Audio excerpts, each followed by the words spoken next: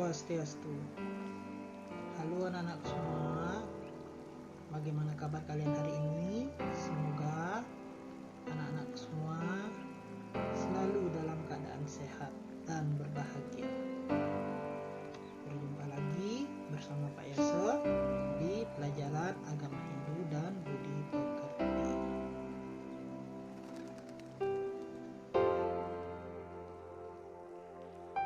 Baik anak-anak, hari ini sebelum kita mulai pelajaran, mari kita berdoa terlebih dahulu. Silakan anak-anak pejamkan matanya, berdoa, mulai. Om Mawali Namastu Namo Siddham. Om Siddhirastu Tatastu Swaha.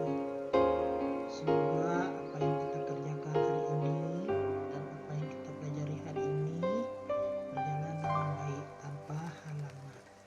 Berdoa selesai.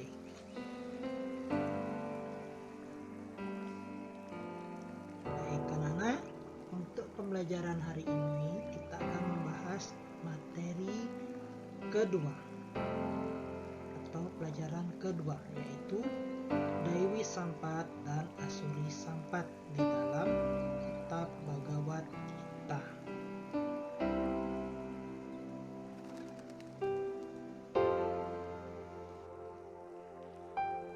Nah, di sini untuk materi yang kita bahas sekarang adalah mengenal Bhagavad Gita, ya. Yang pertama kita akan membahas tentang mengenal Bhagavad Gitanya. Anak-anak pasti anak-anak bertanya-tanya, apa sih itu Bhagavad Gita? Apa yang ada di dalam Bhagavad Gita itu? Mari simak dan perhatikan dengan baik penjelasan dari Pak Yasa.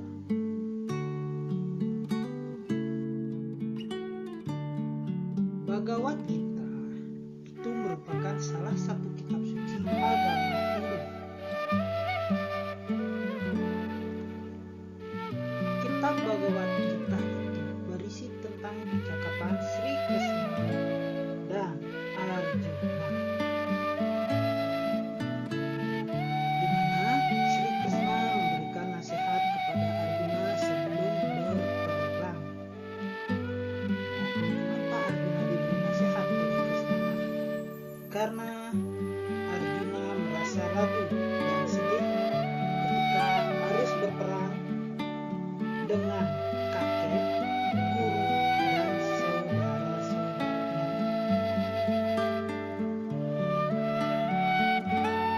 Ketika itu, Sri Krishna memberikan nasihat dan ajaran-ajaran tentang kehidupan.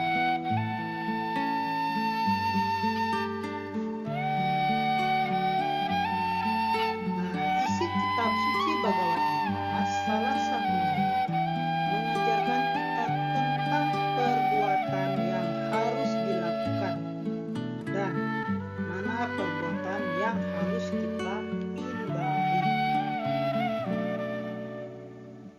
Bhagavad Gita hendaknya kita pahami, diterima dan dirasakan sesuai dengan petunjuk yang diberikan oleh yang menyabdakannya. Di mana yang menyabdakan Bhagavad Gita itu adalah Sri Krishna.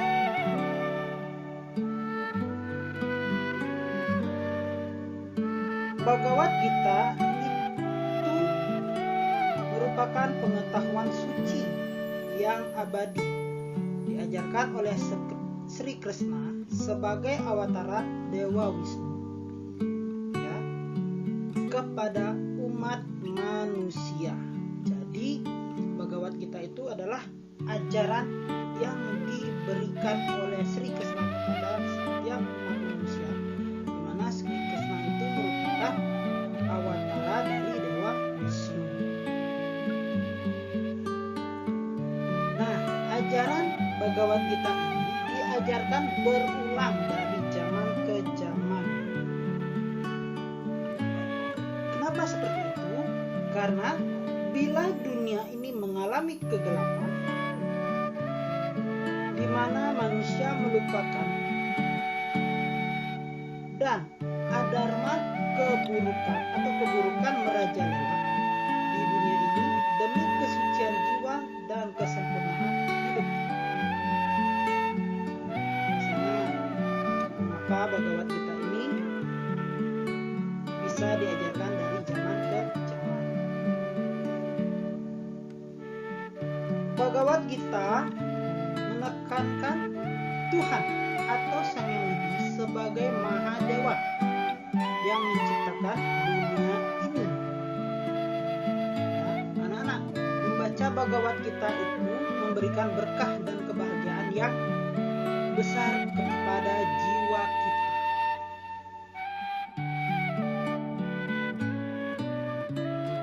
Nah, anak-anak, kitab suci Bhagavad Gita ini juga disebut dengan Pancamuveda. Pancamuveda berarti Weda yang kelima. Ya. Bhagavad Gita ini merupakan bagian dari Caturveda Samhita yang meliputi Rigveda, Samaveda, Yajurveda, dan Atharva Veda. Setelah Caturveda muncullah Bhagavad Gita. Jadi Bhagavad Gita itu sendiri merupakan Veda kelima atau Pancamuveda.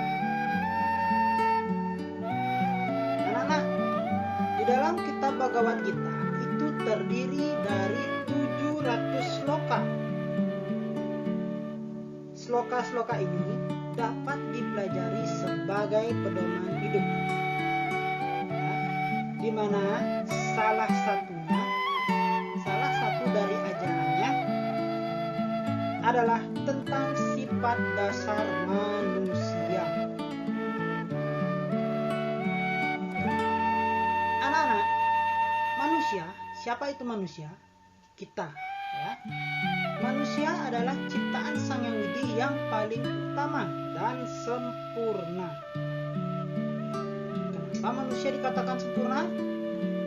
Karena manusia dikatakan sempurna itu memiliki tripramana. Nah, anak-anak masih ingat apa saja bagian tripramana?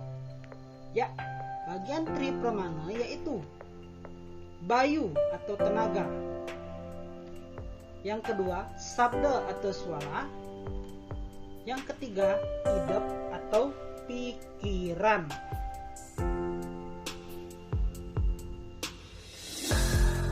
Anak-anak, dengan pikiran ini membuat manusia dapat membedakan perbuatan baik dan perbuatan buruk.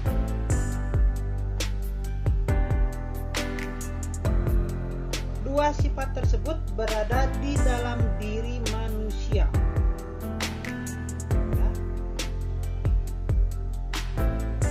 dan akan selalu mempengaruhi perilaku manusia. Jadi, perbuatan baik dan perbuatan buruk itu ada di dalam diri manusia. Itu akan mempengaruhi sifat-sifat manusia.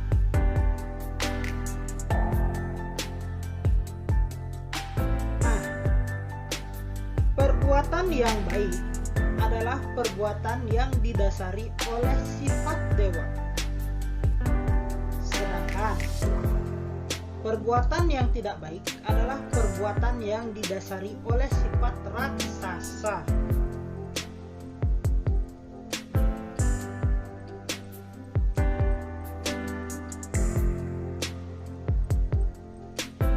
Dalam kitab Bhagavad Gita, kecenderungan sifat manusia ini disebut dengan Daiwi Sampat atau sifat dewa dan Asuri Sampat, kecenderungan di mana sifatnya adalah sifat raksasa.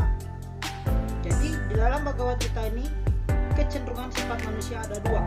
Yang pertama disebut dengan sifat Daiwi Sampat atau sifat dewa, dan sifat Asuri Sampat atau sifat-sifat raksasa.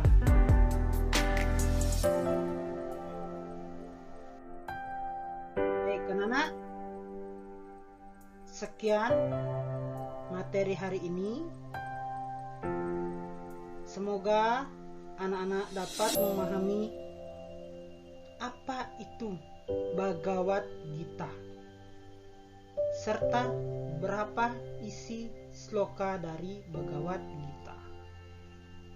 Nah, untuk materi hari ini Pak Yasa akhiri dengan Parama Santi. Om Santi Santi